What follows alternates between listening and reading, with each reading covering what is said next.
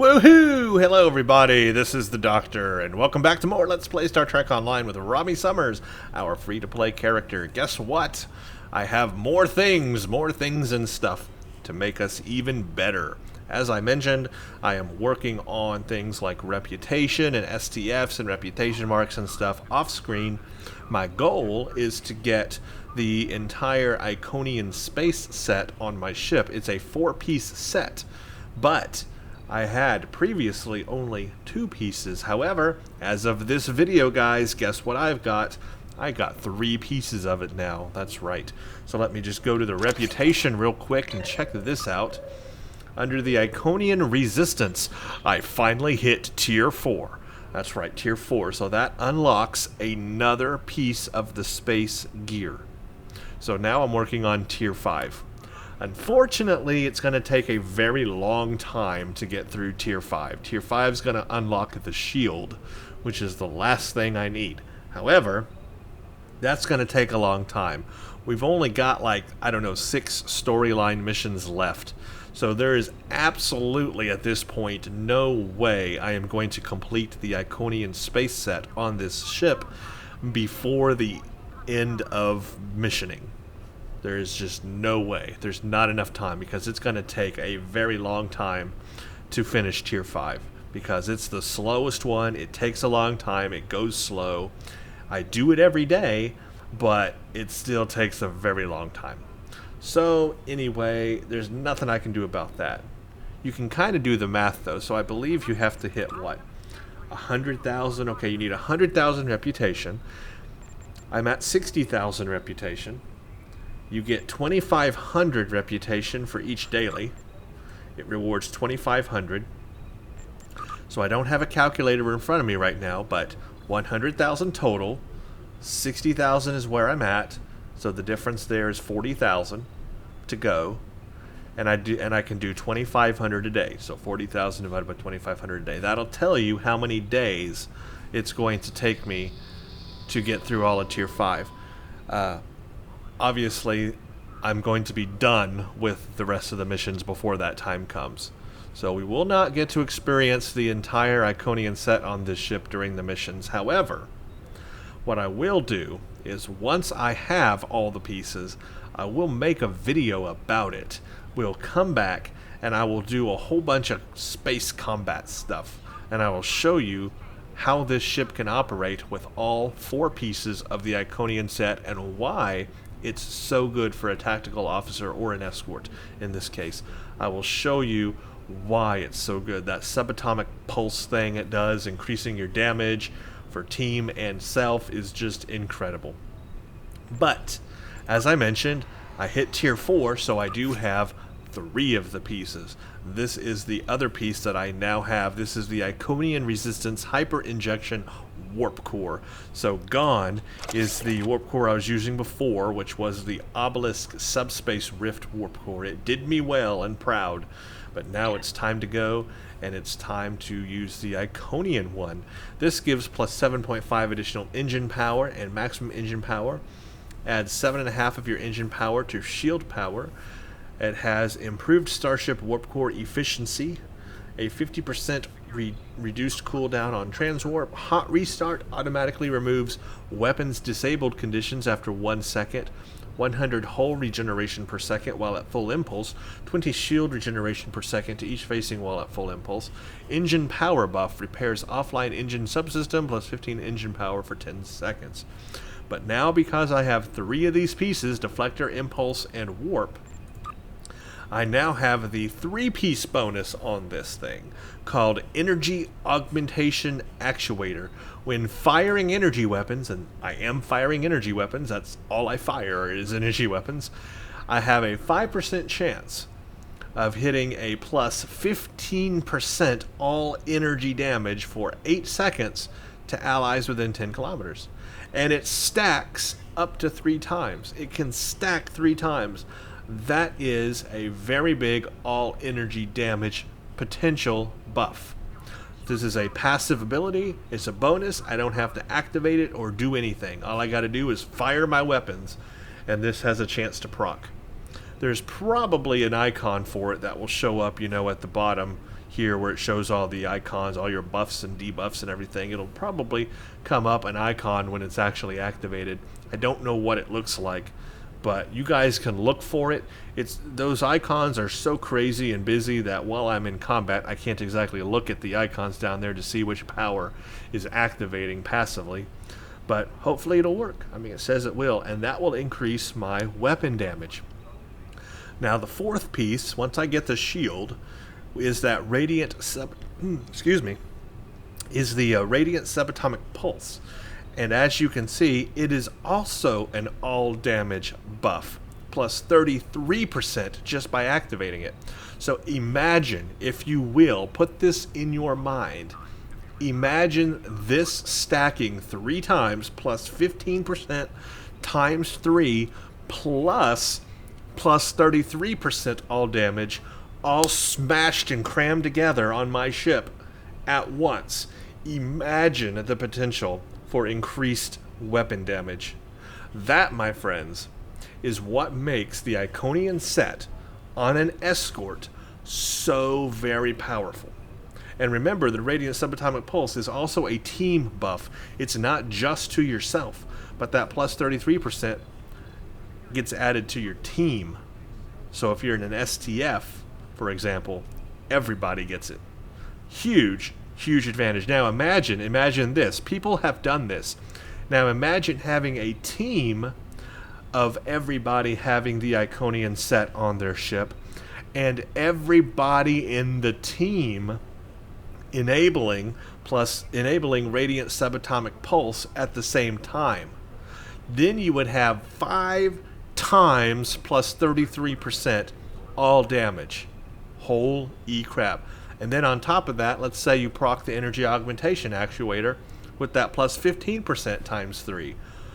You can just imagine the mind-blowing damage. But people have done this. People have tried to set up, and they have successfully done it, a team with everybody having the Iconian set, and then everybody hitting Radiant Subatomic Pulse at the same time, and their damage just goes through the freaking roof.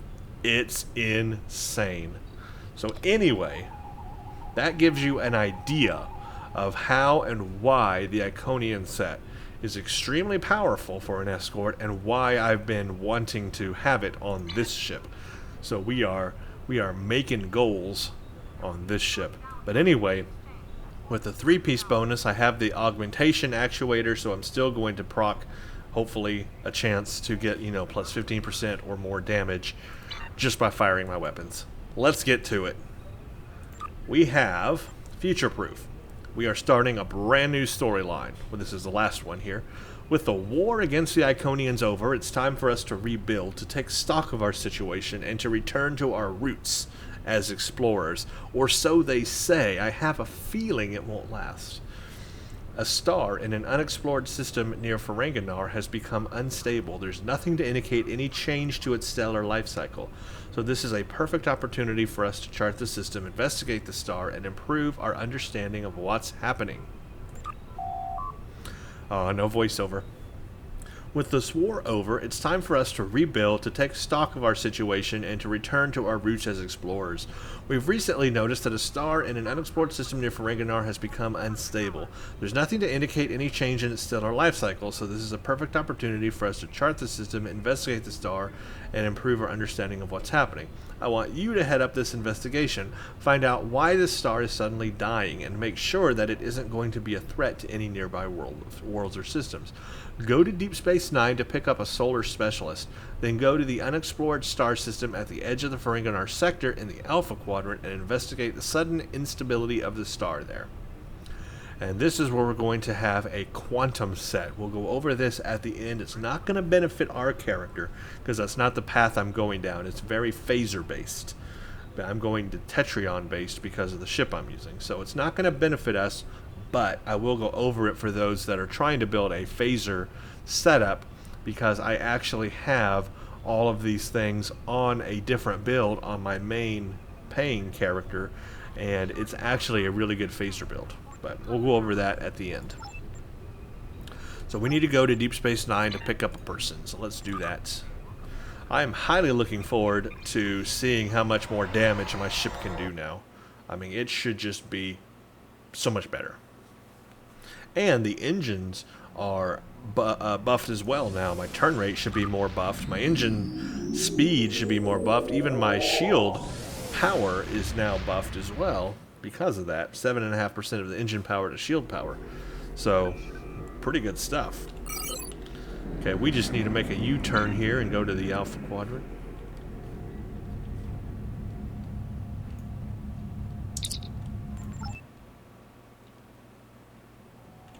And we're going to go all the way to DS9 first.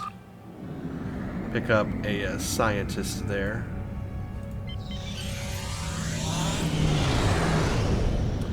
So that's going to take a little bit of time. Unfortunately, let's see, what am I traveling at?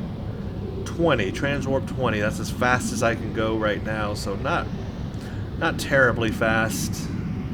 And it's going to run out in about 10 seconds, and then it's going to take longer to get there. Now, I have also been doing the Admiralty system as we progress this character. So I'll just show you. I have hit level 10 of the Federation, and I'm up to level 7 on the Klingon Empire. So I'm working on the Klingon Empire, trying to get that up to 10. And then after that, I'll get the Romulan reputation done. And yeah, that's the goal there, just working on that.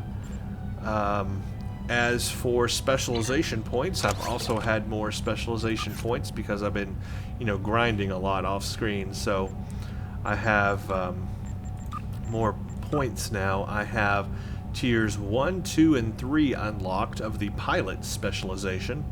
So I only have 1 tier left under pilot. So that's pretty cool.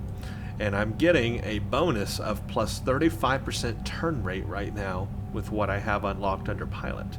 So I have a lot of pilot specializations now, and I'm getting close to unlocking the final tier of that. Then my secondary is Commando, which I don't have any points in any other specialization. I actually don't know what my secondary will end up being, or what I'll make it. I really don't know, but I know I'm going to keep my primary pilot. I just have to figure out what my secondary is going to be. Drop me a comment. Let me know what you guys think my secondary specialization should be on this character. Not quite sure. Maybe Temporal Operative? It's brand new. I don't know. I really don't know. Let's go to DS9.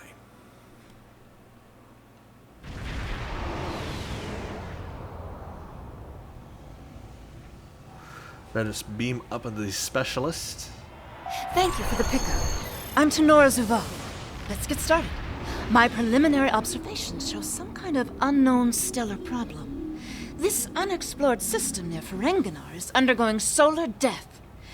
Basically, it's as if the star is going out suddenly, but there's no good reason why. We need to get close enough to take some readings and see what we can figure out. Alright, depart DS9. Let's go find out what's going on with this star. I like this idea of exploration.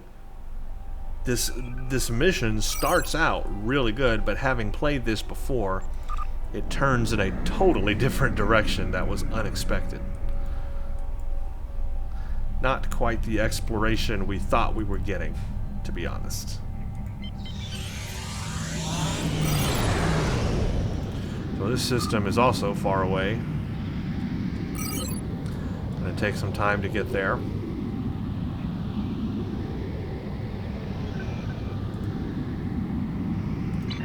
Not much else to talk about with this character right now. I've just been grinding Iconian marks.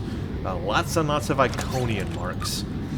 You can see I now have, even with all those things I've purchased already, which, cost 750 Iconian marks each, I still have 957 Iconian marks, so I got plenty to buy the shield once I have access to it. Of course, you get some free Iconian marks once you unlock the tier 5, which I will, so I'll have enough Iconian marks to buy it, and I think, oh yeah, I got like almost 60 Iconian data probes, so data cores, so I can buy anything on the Iconian stuff. I am wondering, though, if I should buy some of the other things that the Iconian reputation has, since I have so many marks and data cores. You've got the Sustained Radiant Field console, although that is more to do with, that's hull healing, and it's part of the Radiant Armaments. However, that's more of like anti-proton damage. For example, the beam is, it must be a bug, it's not showing stuff. But I know that these are anti-proton based weapons, and I'm not using anti-proton, so it really wouldn't help us. But there are some other things here. I just don't know that they would actually benefit us, to be honest with you. Let's begin Sunrise.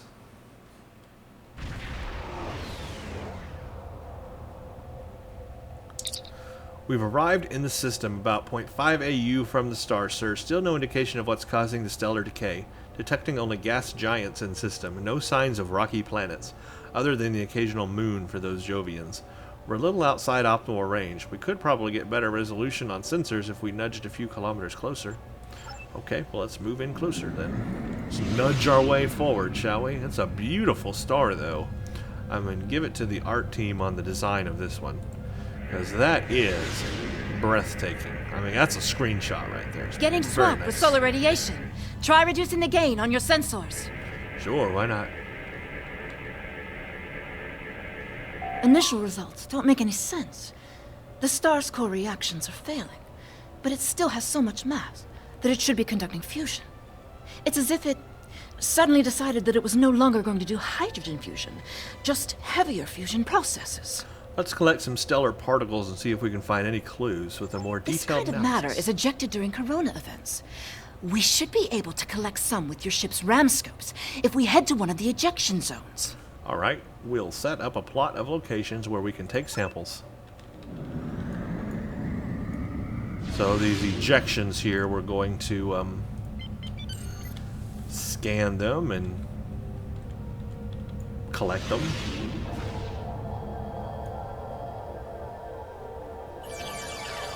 And I gotta do a little puzzle.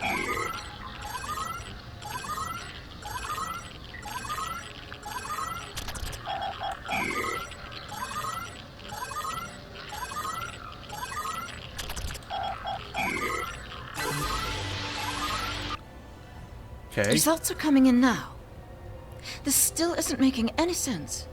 It's as if the star's life cycle was suddenly accelerated somehow. But it never went through an expansion cycle. How dare it? There's no good explanation for this yet. Maybe something else in the system caused it. What if this phenomenon affected other bodies in the system? If this is system-wide, we should find evidence of similar problems, with nuclear and chemical reactions in the system's gaseous bodies. There's a large amount of gaseous stellar matter further from the star. We should have no trouble checking that hypothesis. Let's do it. Nebula, here we come.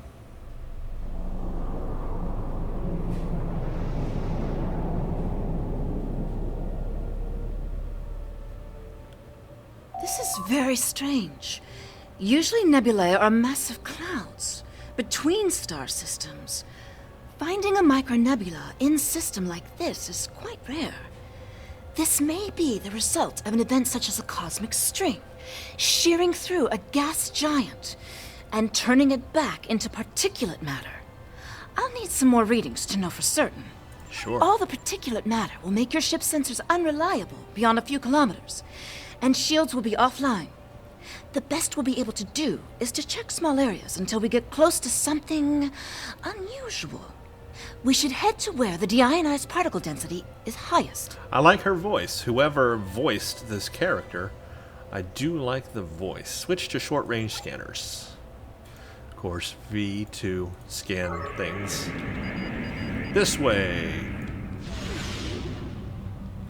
Anomalous particle thingy. Reading deionized particles, icy fragments, trace amounts of inert materials, picking up some low-level distortion, possibly from impulse engines. Another ship may have been here recently. Keep searching. If there's another ship here, we should see if they know anything.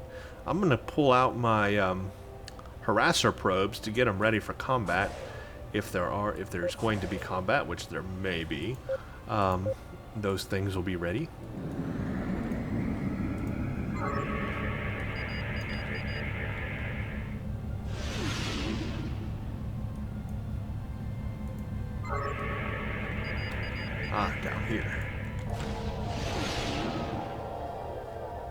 Readings indicate agitated particles, reading an energy surge, possibly something headed this way. Tholians? What are they doing here? Uh-oh. Well, there they are. Let's see what this ship can do. Wow. I took them out already. Holy crap. I'm like, that was fast. They went down easy. Okay, cool. Data is coming in now. Nothing unusual coming in from the nebula, but those Tholian ships were quite far from home. Unfortunately, they can't give us answers. No, they're dead. Looks like there's some heavy ionization on the far side of the nebula, though. As if it's receiving some kind of reflected radiation from one of the gas giants. Oh, well, let's go find out.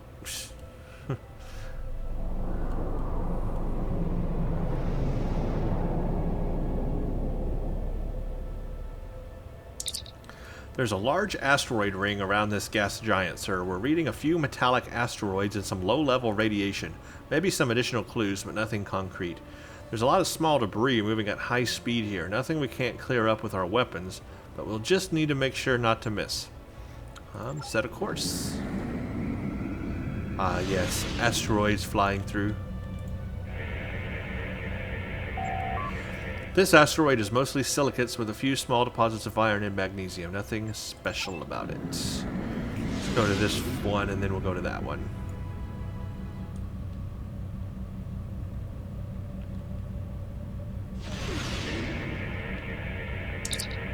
This asteroid has some zinc, copper, cobalt, plus traces of tungsten and mercury. A bit uncommon, but it doesn't give us any clues.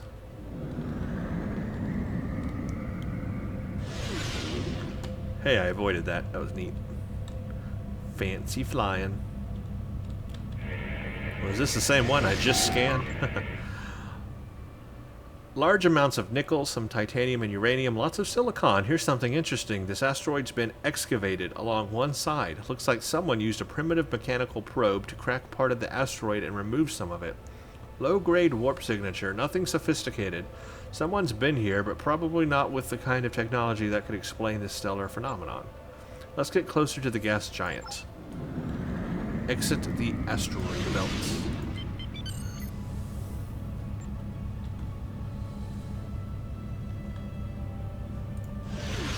Plotting an optimal location for scanning the gas giant and its moons should be on the display now. Sure.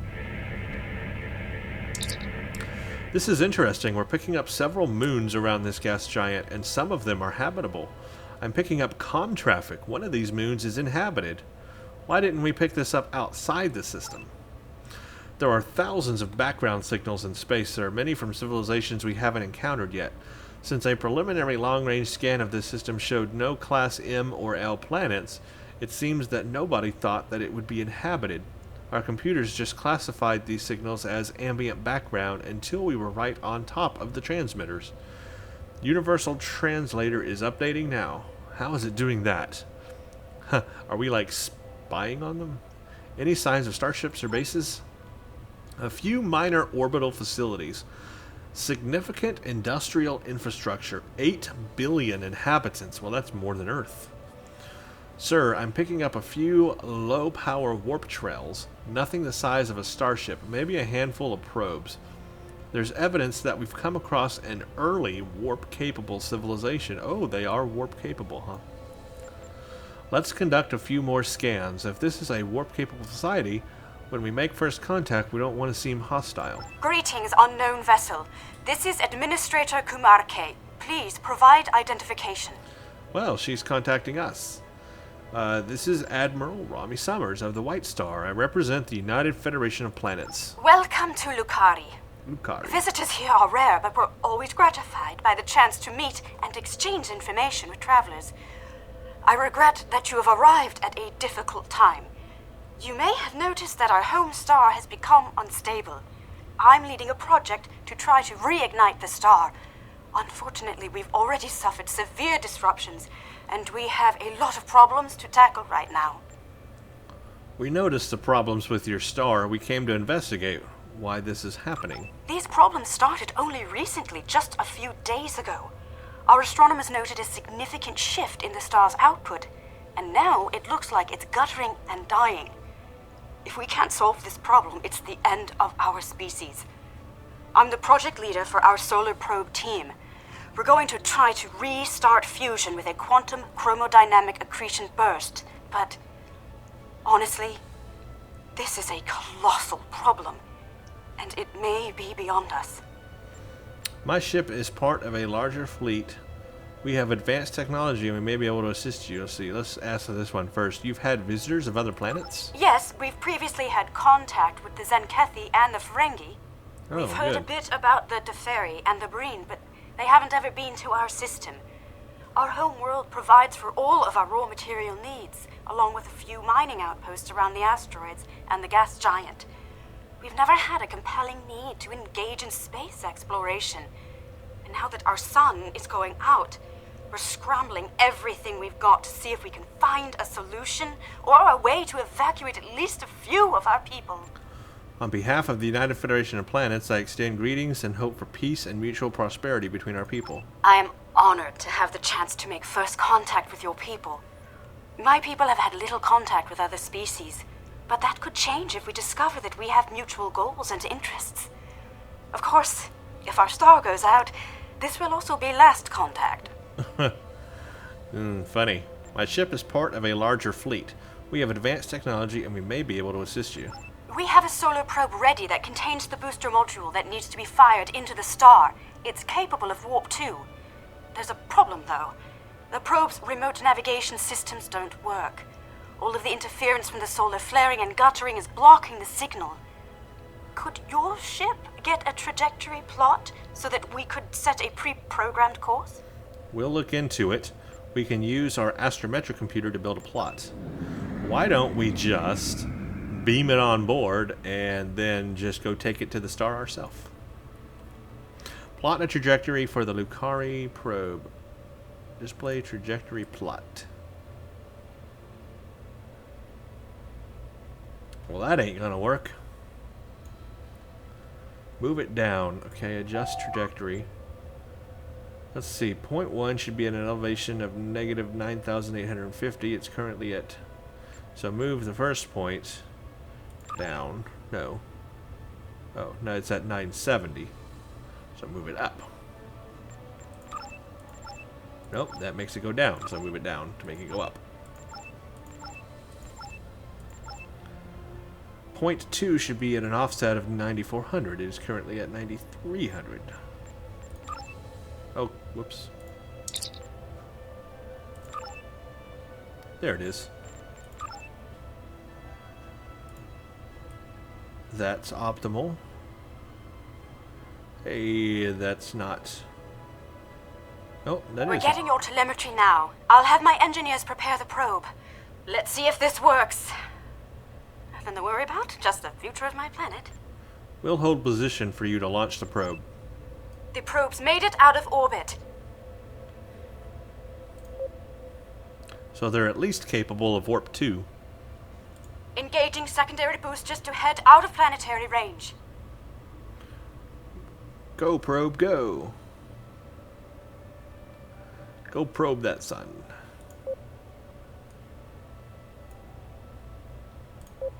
What's that ally over there? I don't It's know. gone to warp. The probe is arriving at the solar corona. Deploying chromodynamic booster. No effect. Oh. It didn't work. Well. Repeat. Well, it didn't work. That was our one shot.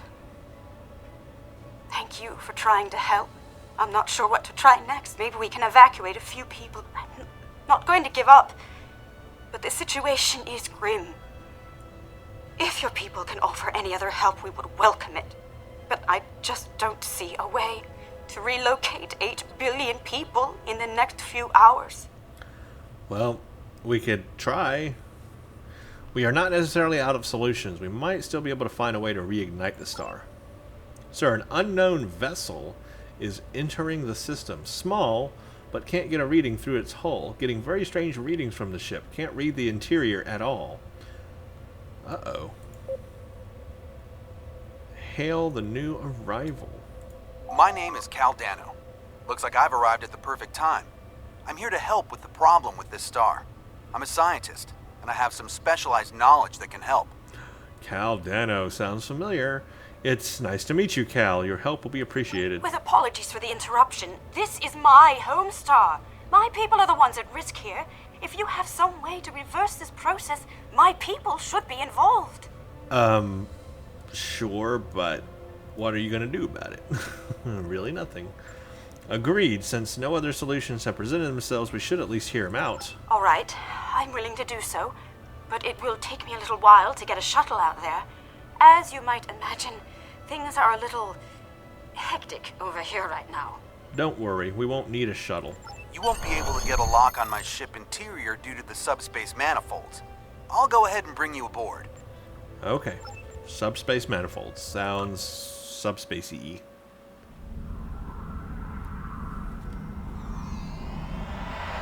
Welcome aboard. I'm Cal Dano. Okay.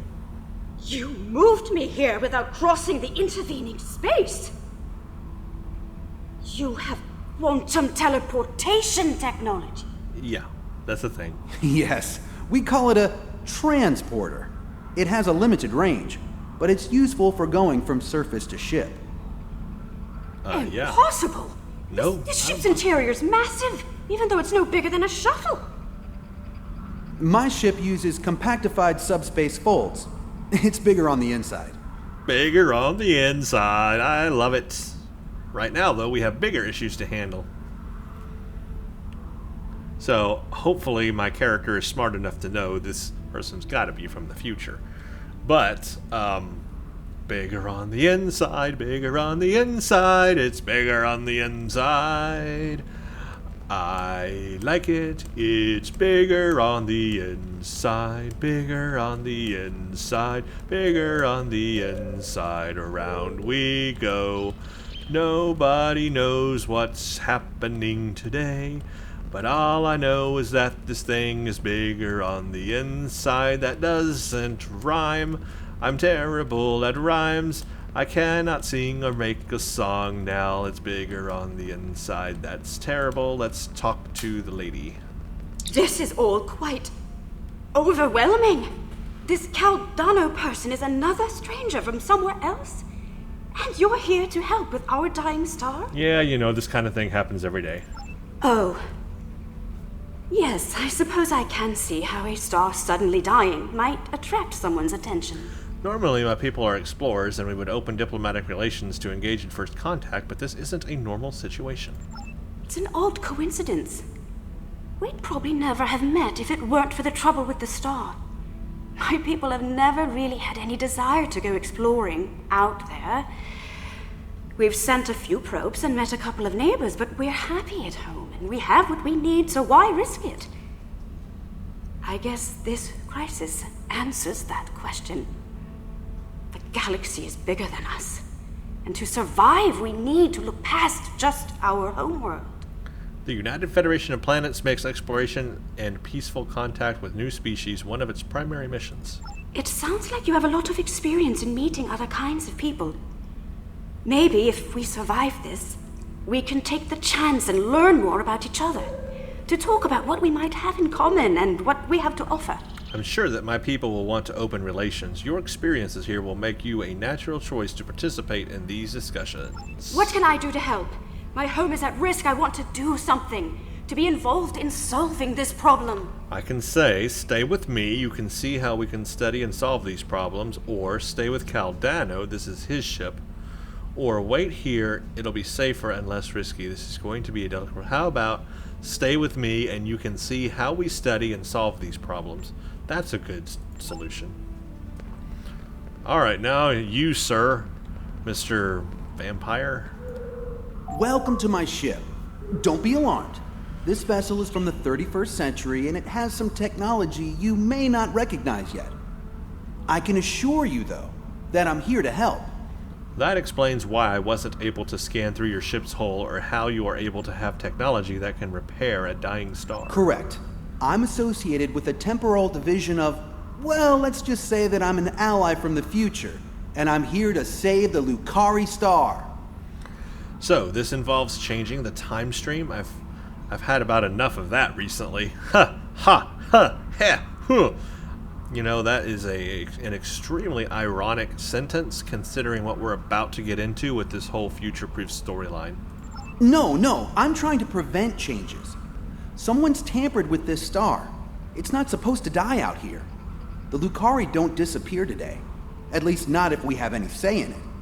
I have some technology that can help, but we'll need to rework it in order to repair the star's fusion processes.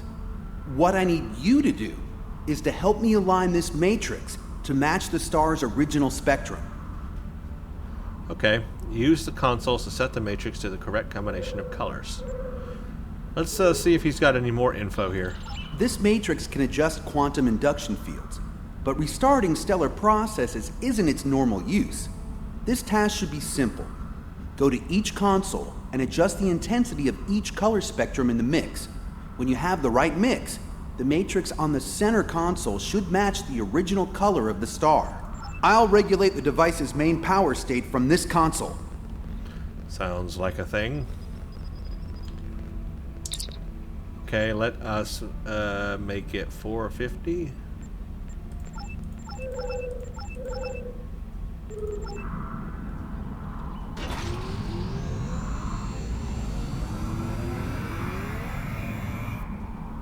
All right. Sir, while scanning, I got some data on Caldano, and it's a little surprising. He seems to be a hybrid of human and Vulcan, with a small amount of DNA from the people of this world. Apparently, at some future date, these people, the Lucari, have a stronger tie with the rest of the galaxy. So he's not just protecting this planet, he's protecting his own ancestors from annihilation. This actually means he's probably more reliable. Let's finish repairing the star.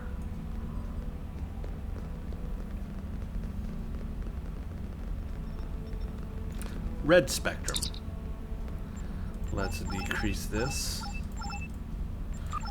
Lock her in. Uh-oh. A thing is happening. Sounds like whoever tried to destabilize the Lucari star has decided to come knocking.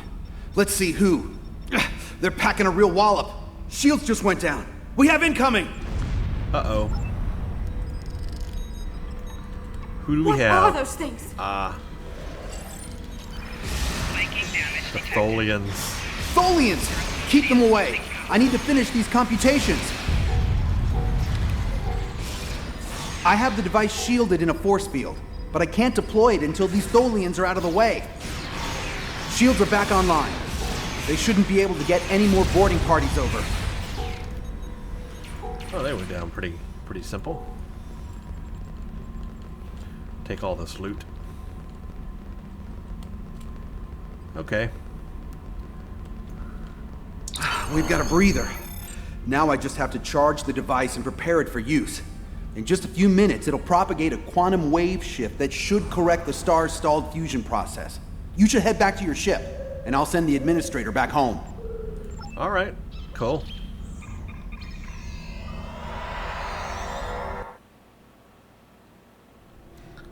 The device is charging.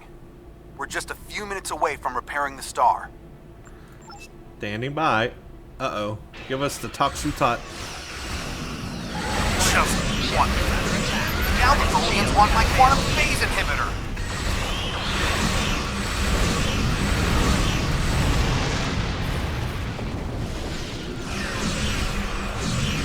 Obviously, we can't let them have it. Just with a little more time, rejuvenate the star.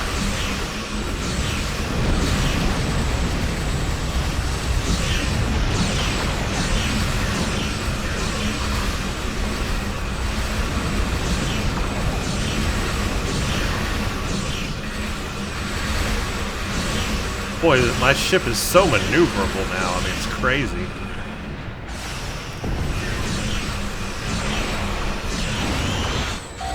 Target's shields have failed.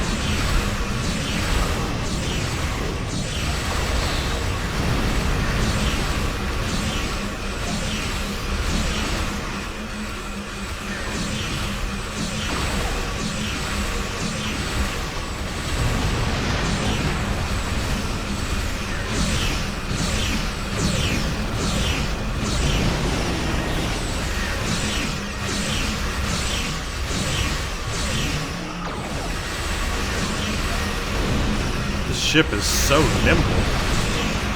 Target's shields have failed.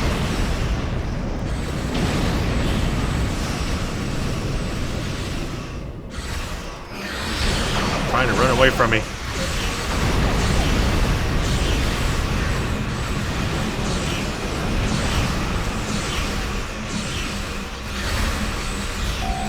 More shields failing.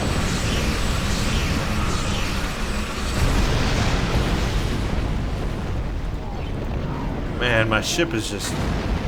It's so maneuverable. It's just crazy. Warning, ship is under attack. Target's shields have failed.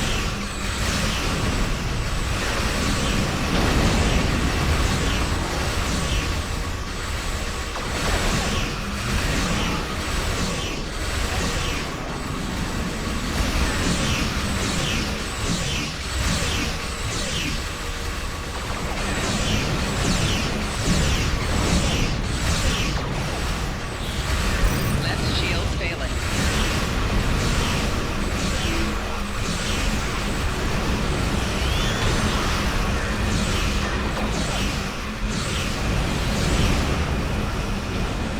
Capacitor's full.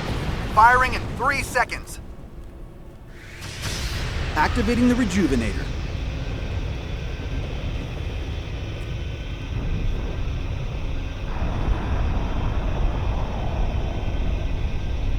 It's working!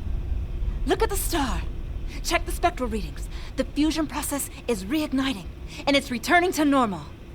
Readings are stabilizing. The shockwave should be barely noticeable by the Lucari. Some of those ships have just arrived at our home system. They're attacking our homeworld. We don't have any way to repel starships like this. Please help us. On our way. Please, you have to stop them. We don't have any warships or space weapons. Ship is under attack. Target's shields have failed.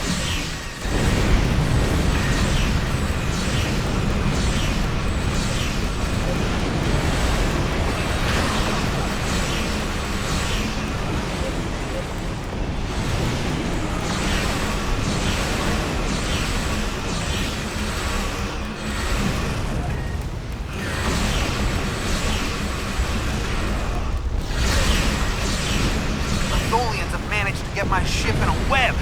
I need your help. Really? You don't have a way around a web?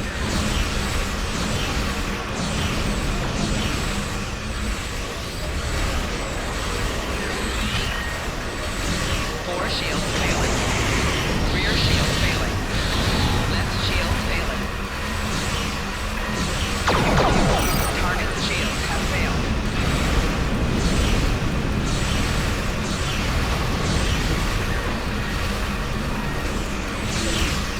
They've stolen my quantum phase inhibitor. Well, why did you allow that?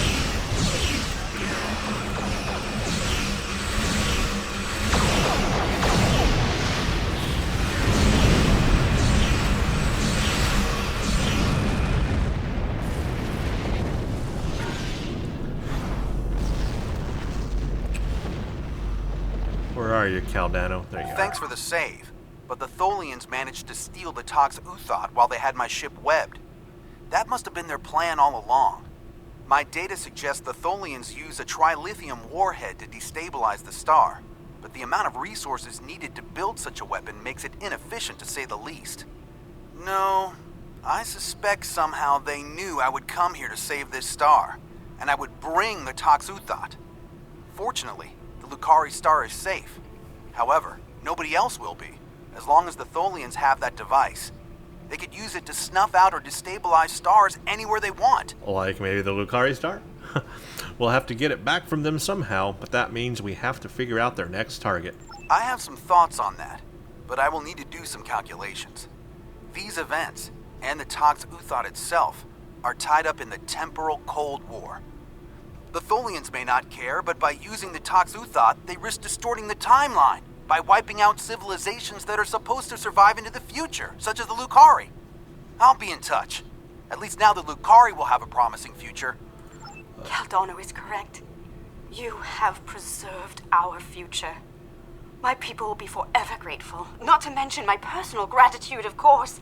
I think we have a bright future ahead of us, if you'll forgive my play on words. I am eager to see where it leads. Thank you once again. Well, at least she's happy with us and knows that we came to help and make good and positive moves. My people will contact you again soon. I wish I could ask you about your science, your trade, your society. Oh, I suppose there will be time for all of that now that our crisis has been averted. Won't there? First contact with another species is one of our most important duties. Our initial meeting has shown promise for an exchange of culture and knowledge. Oh, I think our friend the administrator here is going to need a ride home. Would you mind? If you'll pick her up and take her home, I'll start looking for more data about the Tholians' plans. Okay.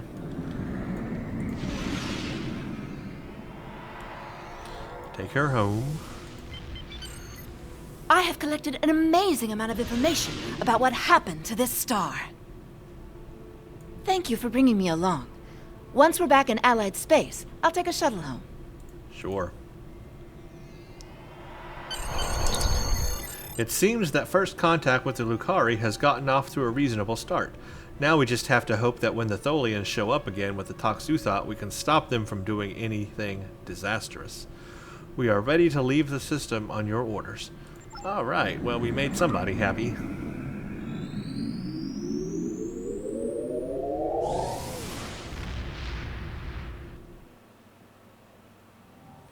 Well, it was an interesting exploration mission. Not exactly. It started off as exploration and then went down a different path, just like I said. A first contact is a significant event for the Federation. We will be glad to open a dialogue with the Lucari people. Unfortunately, the loss of the Toxuthot is troubling. We have some reports about this device from when Jean-Luc Picard encountered it on Risa in 2366. And obviously, we can't let the Tholians keep a piece of future technology that can destabilize stars, but we'll have to deal with that later. Now, I mentioned this Quantum Phase set. This is a very good set, guys. This is a really good set. If you do not have reputation marks by the time you've gotten to this mission, you don't have any reputation gear, you don't have any of the Iconia set or Delta set or anything else like I've got here, go with this set. It is based on phasers. As you can see, the torpedo has, it's kind of like a shield stripping torpedo is what you might want to think about this as. 2 foes, negative 551, all shields in a 2-kilometer radius. Basically, this strips down their shields. Same with all the other parts of this. The quantum phase beam as well. Strips their shields, drains shields, and it is phaser damage. As you can see, it is a phaser. It's a phaser beam, a phase beam. So, yeah, you will want to hook this up with phasers on your ship. But this is a set. When you put the quantum phase, the phase catalyst weapon, the phase torpedo, and the quantum phase converter console together, you get this quantum phase catalyst set, and it has a 2 and 3-piece bonus. The 3-piece bonus on it is called a destabilizing beam. The destabilizing beam is basically a focused shield stripper. This thing will strip shields a lot.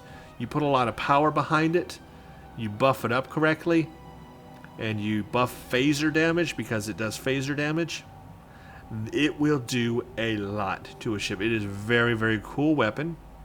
I have it on my Ensign Ricky character. I have this whole set here set up, a phaser set on that character. I think I even have this set on my War Doctor, who is a tactical character. My main tactical character that I have also has this quantum set. So I really like this quantum set. I use it on 2 characters. So I like it. It's a good set. Of course, you have to have phasers and use phaser-based weaponry, but that's okay. Use phasers. And this gives you a dual phaser beam bank if you needed one, or a turret, or the Quantum Phase Dual Heavy Cannon, which is part of this set. You can use the beam or the cannon. You don't have to have both. And then the torpedo, and then the console. I'm going to take the console. This is not going to benefit me, but you can see the console here also improves phaser damage, and auxiliary power, and drain expertise. Remember, the torpedo, the thing, all about shield drain. And I think the two-piece bonus deals with its ability to drain. Something about increasing the proc chance or whatever of the torpedo's shield draining abilities. So this is good. I'm going to take this console. It's not going to benefit my character, Rummy Summers, but like I said, I have this on 2 other characters, and this is a great space set. Really good. Really good set with phasers. I highly recommend it, because it's very easy to obtain. All you have to do is replay this mission a few times, and you have it. I cannot speak highly enough about it. It is good. Okay, well, that was Sunrise, everybody. It said we were going to start an exploration kind of thing, but it really sounds like we are going down more time travel stuff. He mentioned the Temporal Cold War. So if you are familiar with the Enterprise series, we encountered the Temporal Cold War in that series with Daniels, who was also from the 31st century. So, yeah, we can forget all about exploration at this point. Even though it said that now that the Iconian War is over, it's time for us to rebuild and take stock of our situation and return to our roots as explorers. Even though it says that, well, you can forget that after this mission, because it goes hardcore into time travel, and I mean hardcore. So, that's out the window. But the storyline is still compelling, and it's still interesting. If you don't like time travel, you're not going to like it. But if you like time travel, like me, it's actually enjoyable. And the rewards for these missions are really good. Like I just showed you, that Quantum Phase 1 here in Sunrise, a really good reward. I highly recommend that set if you're using phasers. It's a must-have. Anyway, the next one is Stormbound. Let's see, we've got 1, 2, 3, 4, 5. So we've got 5 missions under Future Proof. And then we'll be done with the complete storyline mission on Rummy Summers. At the end of it, I will make a summary and comparison between the free-to-play edition of Star Trek Online and the paid version, and differences between that now that I have both experiences. So there will be more videos to follow after I finish the main storyline here. But first we need to get to that point, and then I'll talk about, you know, what will come ahead of that and other things I will be doing. Anyway, hope you all enjoyed this Sunrise, a good start to Future Proof. Thank you for watching. Stay tuned for the next one.